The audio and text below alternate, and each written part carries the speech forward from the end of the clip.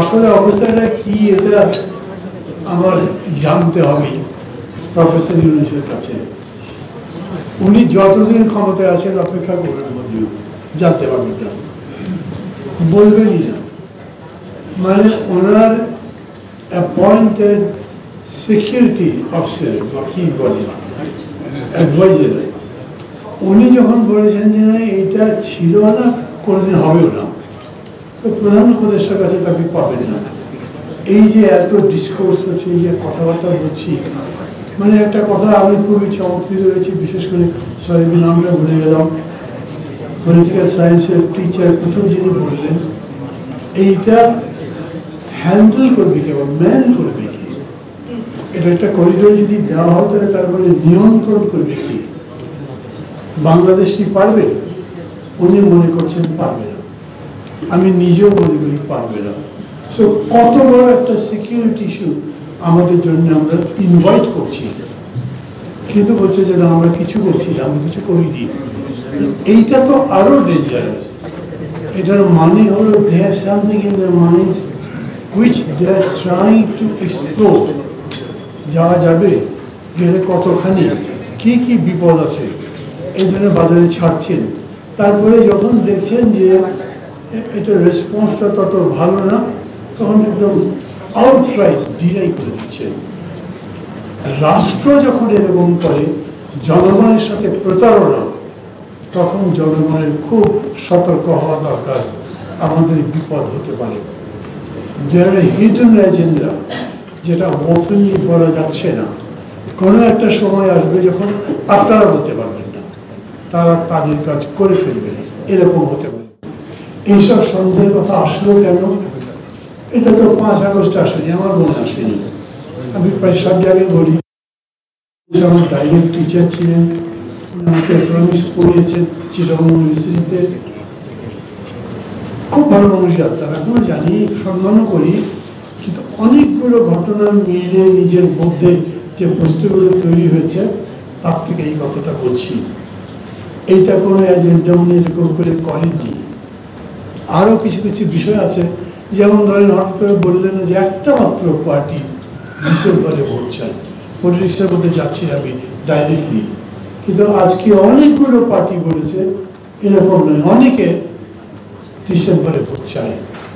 আমাকে যদি জিজ্ঞেস করে, আমি একটা পলিটিক্যাল পার্টির প্রেসিডেন্ট, আমি মনে করি ডিসেম্বরে ভোট তো ইজিলি হতে পারে, খুব ভালো মতো হতে পারে। তো উনি এরকম বলে দিচ্ছেন কেন? সেইভাবে পুরা বিষয়টা সম্পর্কে আমরা ডাকে আছি। এই জন্য আমি কথা বাড়াবো না, যেহেতু সময়ের একটা স্বল্পতা আছে। আমি যিনি এই লেখাটা লিখেছেন তাকে আন্তরিকভাবে ধন্যবাদ দিচ্ছি। মানে সব দিক ভেবে চিনতে তিনি লিখেছেন। তবে একটা বিষয় আমি একটু দ্বিমত করি, আমি মনে করছি এটা করা উচিত। উনি বলছেন, আমি হারিয়ে ফেললাম কিনা,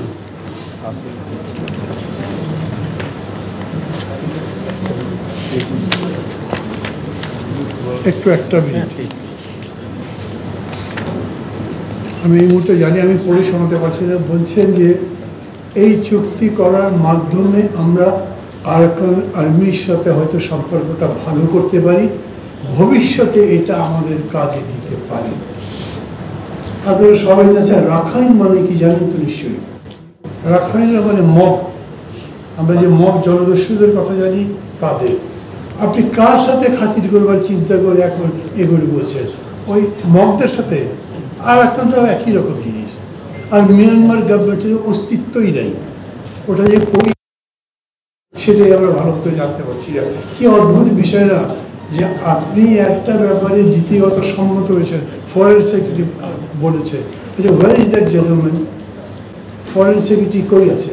আমি তো গত প্রায় 20 দিন ধরে তার কোনো চিহ্নই পাচ্ছি না, না পত্রিকাতে, না টেলিভিশনে, না কোনো জায়গায়। চাকরি টাকরি দিয়ে তাই বুঝি না। তার মানে এটা ফাউল কথা বলেছিলেন, গভর্নমেন্ট বানে, এবং সেজন্য তার কথা বলতে বন্ধ করে না, কথাবার্তাই বন্ধ করে দিয়েছে, কথা বলতে দিচ্ছে না।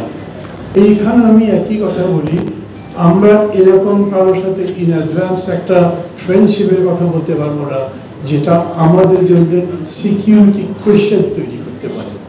সব মিলে আমি মনে করি এইটা নিয়ে আমাদের অনেক বেশি আলোচনা করার দরকার নাই, এই জন্য যে এখন আপনার সিকিউরিটি যদি আপনি নিশ্চিত করতে চান, তাহলে আমি মনে করি, আমি রাজনীতি করেই বলে বলছি না, যত তাড়াতাড়ি একটা ভালো নির্বাচন করে একটা আমাদের নির্বাচিত সরকারকে ক্ষমতায় আনতে পারি, ততই আমাদের জন্য সিকিউরিটি এনশিওর হতে পারে।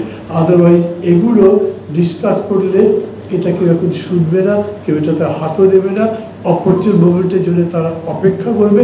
আমি তাকে সেই সুযোগ দিতেই চাই না। ভালো থাকবেন, খোদা হাফেজ। অনেক ধন্যবাদ মান্না ভাইকে। আমি একটু দ্বিমত করতে চাই মান্না ভাই, এটাকে বলে ট্রায়াল বেলুন অ্যাপ্রোচ। এটা হচ্ছে সরকারগুলো কোনো পলিসি দেখে যে মানুষ এটাকে নেয় কিনা, যদি বেলুন উড়ে যায় তখন শুধু করে ফেলে। এই হইচইয়ের জন্যই আপনাদের পলিটিক্যাল পার্টি এবং সিভিল চিৎকারের জন্য অনেক কিছু কিন্তু থামিয়ে দেয়, করতে পারে না। অনেক সময় ট্রায়াল করে তারা আদৌ মানুষ নেয় কিনা, সেই জন্যই কথাগুলো বলা জরুরি বলে মনে করি।